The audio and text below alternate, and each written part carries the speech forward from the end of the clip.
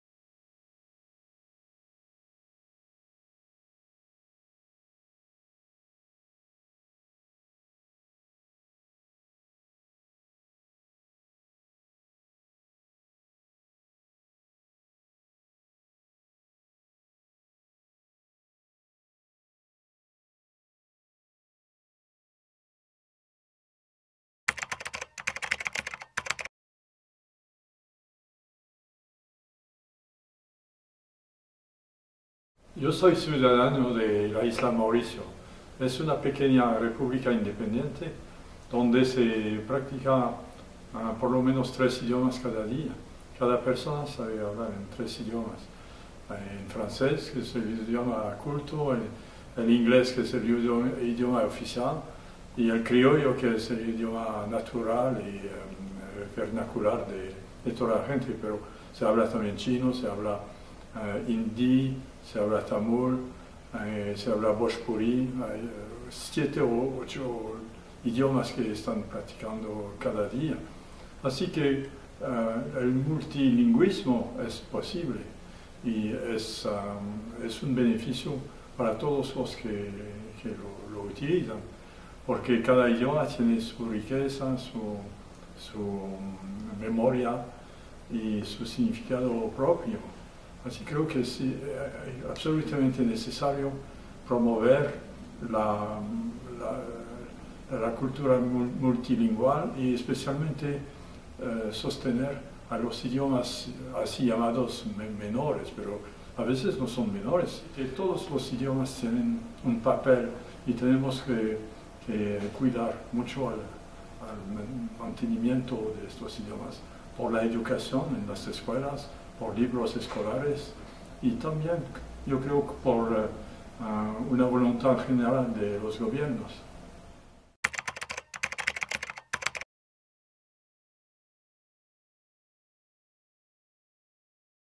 Well, you know, I was born in Canada, and I was brought up, funnily enough, in an army family, which meant these army bases where, of course, they were mixed, English and French language, and as well there were a whole people from all over. So I was brought up in that sort of sense that there were many, many cultures and possible languages, and that they had to figure out how to live together. The big test for human beings is that difference should not be a threat. That difference is a strength.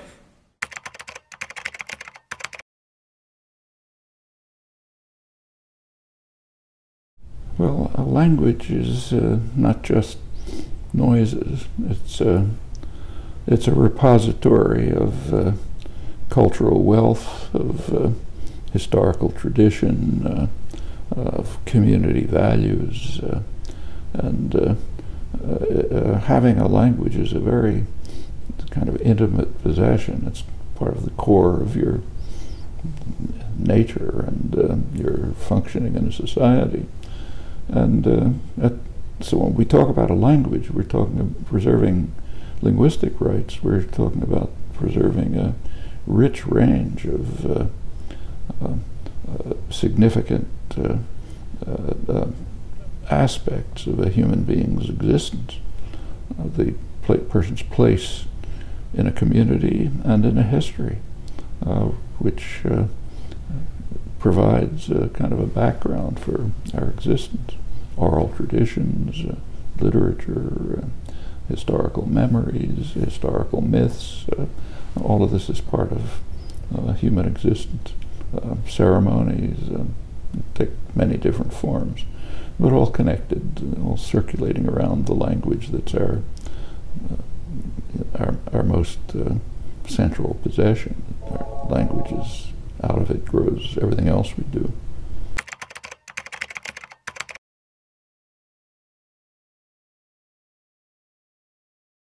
Alguns pensen que les llengües són només un mitjà de comunicació.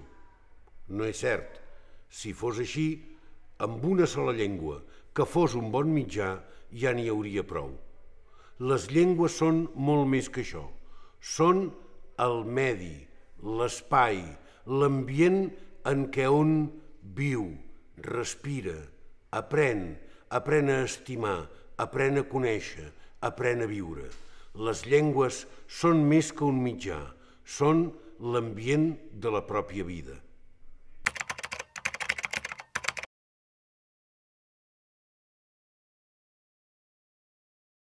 That if you somehow make the language be forgotten or lost, then also you will lose the culture, you will lose the very identity of the people.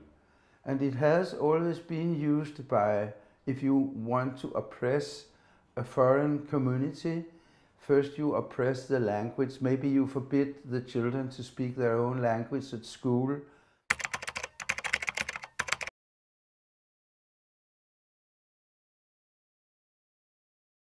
És durant la infantesa i l'adolescència que nosaltres adquirim el bastiment lingüístic que ens ha de servir també per aprendre altres llengües. És molt important que la llengua de la comunitat, la llengua del territori, sigui present en tots els àmbits, en l'àmbit familiar i en l'àmbit social. I en aquest sentit, l'escola hi juga un paper fonamental, no només perquè contribueix a prestigiar la llengua, sinó també perquè n'assegura el coneixement en tots els àmbits i registres.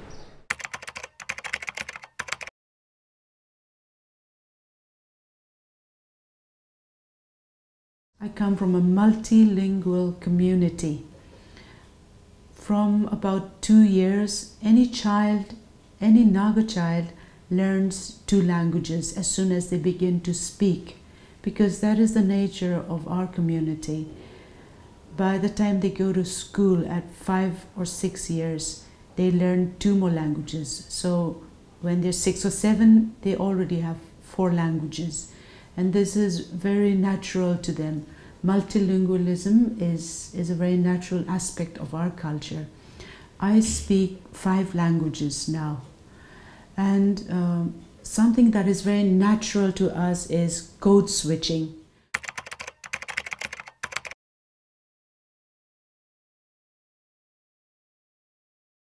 Translation is vital for respect and understanding. And it is very important that efforts are to be increased to do this more. For example, now there are states and governments supporting translations of their works into other languages. But there are also areas and countries where that is not being done, and that is a very dangerous development. And the Manifesto of Girona should be seen as an encouragement to this historic process, that we learn about each other by being able to read each other, and most often we can only do that through translated works.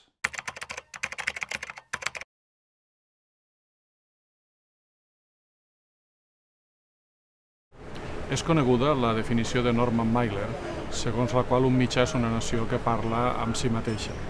Això ho podríem dir de les llengües. Els mitjans són espais on s'autoreconeixen les llengües, les cultures, les nacions, i per tant, a partir d'ells es pot bastir un diàleg amb les altres llengües, amb les altres cultures, amb les altres nacions. Això val per a qualsevol llengua del món, però és molt especialment important i és una responsabilitat especial per als mitjans en llengües demogràficament reduïdes o minoritzades.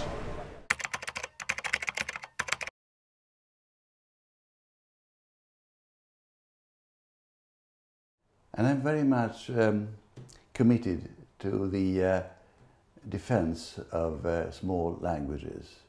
You know, there are a couple of languages, small languages, dying every day, about 5,000 a year, I think.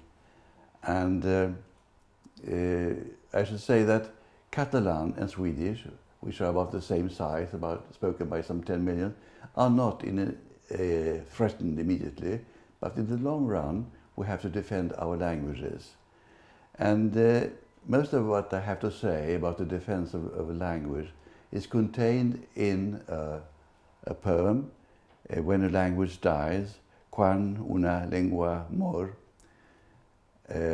about the risk for a language. När ett språk dör, dör de döda för andra gången.